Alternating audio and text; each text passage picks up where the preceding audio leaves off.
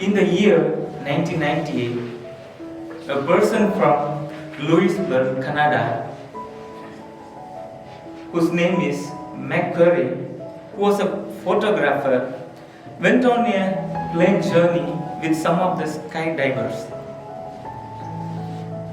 As the skydivers went on the plane, his purpose was there to take video of them.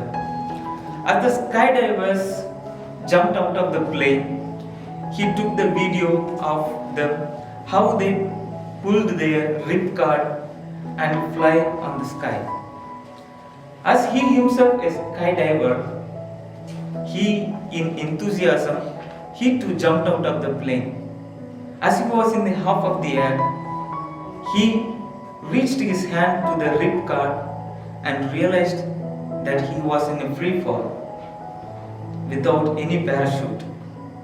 Tragically, he fell down and died. Dear brothers and sisters in Jesus Christ, there are some unpreparedness which will cost our own lives. Today's liturgy of the word is inviting us to be prepared to seek and wait for the Lord. As the liturgical year is coming closer to the end, it is preparing us for the coming of the Son of God with the season of Advent. The first reading is taken from the book of Wisdom. It is one of the few books written in Greek because the author is addressing to the people who are living in and around Alexandria, for the dispersed Jews who speak only Greek.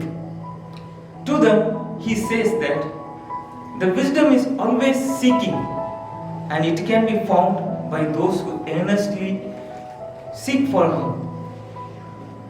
At that time, the people around that area were evaluating and understanding that Greek philosophy and Greek wisdom is something higher. But the author is telling it is not so. The divine wisdom that is very much higher. He says to search for that wisdom and make it to oneself. And that divine wisdom is nothing but the second person of the Trinity, Jesus Christ. Proverbs chapter 8 verse 22 clearly says, "Age ago I was set, at first before the beginning of the earth." This explains to us that how wisdom was there in the beginning and in the creation. Thus the author says, more than the Greek philosophy or Greek wisdom, God's divine wisdom stands first, and it is for us to seek. And the second reading is taken from the first letter of St. Paul to the Thessalonians, where when he wrote it, the contemporary Christians, even Paul himself too understood that the parousia is very near, that Jesus would return very soon. So as the believers died one by one, they questioned Paul how they would be saved, because they did not receive the benefits of parousia and they have gone asleep. To them, in today's second reading, Paul answers in such a way, Jesus is powerful enough to save even those who are already asleep. Thus, Paul strengthens the faith of the people and puts them in the right track and make their hearts to be vigilant and alert till Jesus comes in their lives. And today's gospel is taken from the eschatological discourse that we find in Matthew chapter 25. The evangelist Matthew uses wedding as the allegory to explain the coming of Son of Man. It is the parable of 10 bridesmaids. The 5 of them are wise and the other 5 are foolish. For those who have prepared and kept themselves ready to meet the bridegroom were the wise ones, and the other were unprepared, and as they came, they were rejected by the Lord. Thus it teaches us to be like those wise virgins who were prepared. Thus, the 3 readings focus on today and calling our attention to be prepared for the Lord and to wait for Him. The same thing Gospel also speaks. As I speak about be prepared, I was reminded of the days I was in Scout. First I received the Scout dress. In that emblem there is a statement goes. How many of you can say? What is that statement? Huh? Be prepared. Correct. This is Randall Powell, who is the founder of Scouts. The intention for founding that organization is he prepared the youth in mind and body to serve the nation, so that whenever there is a need, people are there at the service. But Jesus is calling us for something even nobler than that. He is calling us to be vigilant and alert when He comes, so that He may take us with Him. Then how shall we keep ourselves prepared? The answer is in the Gospel itself. It is possible through carrying our own oil.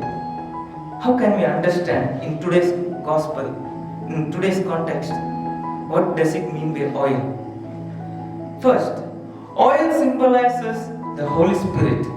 We know Prophet Samuel anointed David as king by pouring oil over him, and afterwards he was filled with the Spirit and he could chase the evil from King Saul. And we are also anointed with the same oil on the day of our confirmation, as Bishop puts the chrism oil with marking the sign of the cross in our forehead. Thus it is calling us to be men filled with the Spirit. The second, oil also symbolizes the state of grace, which means the personal relationship that we have with God, because God is the source of grace and blessing. It is not something that we can attain in overnight. It needs longer commitment. And third, oil also stands for Christian virtues. It refers to the virtuous life that we are to live. We may think and we may doubt why the wise virgins did not share oil with the foolish one. It is just like the virtue. The virtuous person cannot share the virtue to the other. Only he can show the exemplary life of his virtuous life. It is just like that. The virtue cannot be shared. Only the example of preparedness can be shown. It is up to us how we live the virtuous life. So it is the reflection for us today whether we have the oil or not. Many times we tend to be lacking the oil. We try to put down the light that is already burning, and many times we run out of oil. During our baptism and confirmation, the Holy Spirit of oil is given to us to the brim. How far we are keeping that oil of the Holy Spirit in us? It can be kept filled only by our own preparedness. Let us reflect on those days. How do we prepare ourselves for the Holy Mass? Do we partake in the Eucharistic celebration worthily? How do we consume the Holy Communion? Is it with preparedness? How do we prepare ourselves before the confession? How much preparedness we are showing in taking each sacrament? For most Christians, the sacrament is becoming a requirement for Christian identity. For even brothers, we too, it may become like that. We may desire for the sacrament of holy orders as a Christian identity, or maybe for any other status. But if we are not prepared enough to receive that, we may be lacking the oil. Just like the wisdom in search of those who are worthy of God, the Lord is waiting for those who are prepared to take with Him. We should not lose heart like the Thessalonican people. to preserve in our faith. Rather, we should be like the wise virgins who ever kept themselves prepared and remained vigilant throughout the night. In this Eucharistic celebration, Jesus is coming and ready to mingle with us. Let us examine ourselves how far we are prepared to receive Him in our hearts. If not, let us pray for this grace to receive the Lord worthily in our hearts in this Eucharistic celebration.